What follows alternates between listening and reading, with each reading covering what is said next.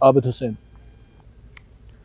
तो जैसा कि हमने पहले भी जिक्र किया कि कश्मीर में लगातार 2-3 दिन से बारिश हो रही है और बारिश का ये हाल है कि कई किसानों को इसका नुकसान हुआ और अभी सब्जी बागात के लोगों को भी नुकसान हुआ है, जैसा कि अभी आबिद ने भी बताया है। और ये भी कहा जा रहा है कि आज दोपहर से मौसम में बेहतरी आ सकती है, लेकिन काफ़ी नुकसान हो चुका है लगातार बारिश से। हमारे साथ हमारे नुमाइंदे परवेज़ जुड़ चुके हैं। परवेज़, जिस तरह से ये मुसलसल बारिश हो रही है, काफ़ी किसानों का नुकसान हुआ है, मेवा बागात और सब्जी वालों का नुकसान हुआ है, कई नहरें ब्लॉक हो गई हैं, और क्या क्या नुकसानात अभी धीरे धीरे सामने आ रहे हैं? मौसम कहा जा रहा है कि दोपहर में बेहतर हो सकता है, ऐसी पेशन गोई है।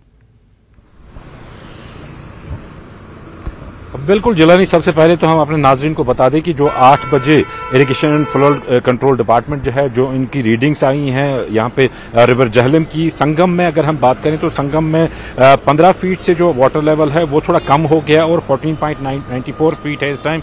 लेकिन राममुंशी बाग जो है, राममुंशी बाग में तकरीबन 1.5 फीट का इजाफा हुआ है। सुबह 3 बजे राममुंशी बाग में 13.78 फीट था, लेकिन जो अभी जो ताज़ा रीडिंग्स हमारे पास आई हैं उसके मुताबिक राममुंशी बाग में 15.25 फीट जो है वाटर लेवल रिकॉर्ड की गई है, जबकि 16 फीट यहाँ पे जो है वो डेंजर लेवल है, मतलब 1 फीट ही अब डेंजर लेवल से कम है। यहाँ पे अगर हम बात करें, मैं आपको थोड़ा बहुत यहाँ पे मुतला दिखाना चाहूंगा आपको। आप देख सकते हैं कि जो बादल हैं वो पूरी तरह से छाए हुए हैं यहाँ पे कश्मीर में, और इस टाइम भी अब थोड़ी थोड़ी जो बारिश है वो फिर से एक बार शुरू होना हो गई है। यहाँ पे श्रीनगर की हम बात करें तो साथ में अगर हम जो वाटर लेवल्स के बारे में बता रहे थे तो वाटर लेवल्स लगातार जो हैं वो इंक्रीज हो रही हैं। हमने देखा रिवर जहलम में आपके पास हमने तफसीलात पहुंचाई रिवर जहलम की कि किस तरह से वहां वाटर लेवल्स इंक्रीज हो रही हैं। यहाँ पे थोड़ा बहुत विजुअल्स में आपको झील डल का भी दिखाएंगे। झील डल जिसमें कि बहुत देर के बाद में जो बारिश के बाद वाटर लेवल इंक्रीज होती है, लेकिन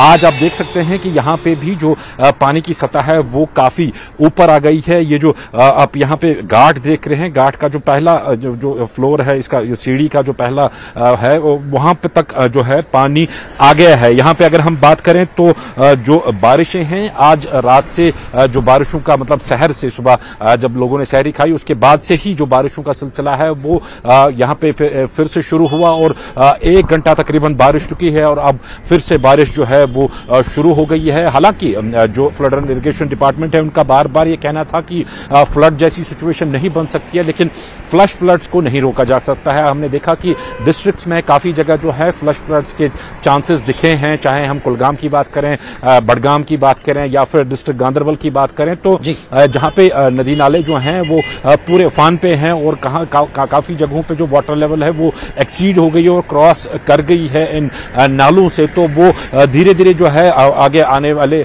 समय में जो है वहां से भी जो रिपोर्ट्स हुई हैं, अगर हम बात करें काफी नुकसानात की खबरें भी आ रही हैं, कुछ जो क्रॉप्स वगैरह थे वो डैमेज होने की खबरें आ रही हैं। साथ में बताया जाता है कि कुछ एक जगह पे मकानों को भी नुकसानात पहुंचने की खबरें हैं। हालांकि किसी जानी नुकसान की अभी कोई इतला नहीं मिली है। यहाँ दूसरी ओर अगर हम बात करें तो महकमे मौसमियात के मुताबिक आज शाम से जो है मौसम सुधरने के इम्कान है। हालांकि बारिश रहने का चांस जो है वो उन्होंने 22 शाम तक 22-23 तक इनफैक्ट कहा है, लेकिन उनका कहना था कि जो शिद्दत इस टाइम बारिश में है वो आज दोपहर से जो है वो कम होना शुरू हो जाएगी। फिलहाल इन विजुअल्स में आप देख सकते हैं कि बारिश जो है वो एक बार फिर से श्रीनगर शहर में भी शुरू हुई है और श्रीनगर शहर के साथ साथ काफी अजला में भी ये बारिशों का सिलसिला जो है वो लगातार जारी है। यहाँ पे आप देख सकते हैं कि सर्दी जो है वो काफी ज्यादा बढ़ गई है।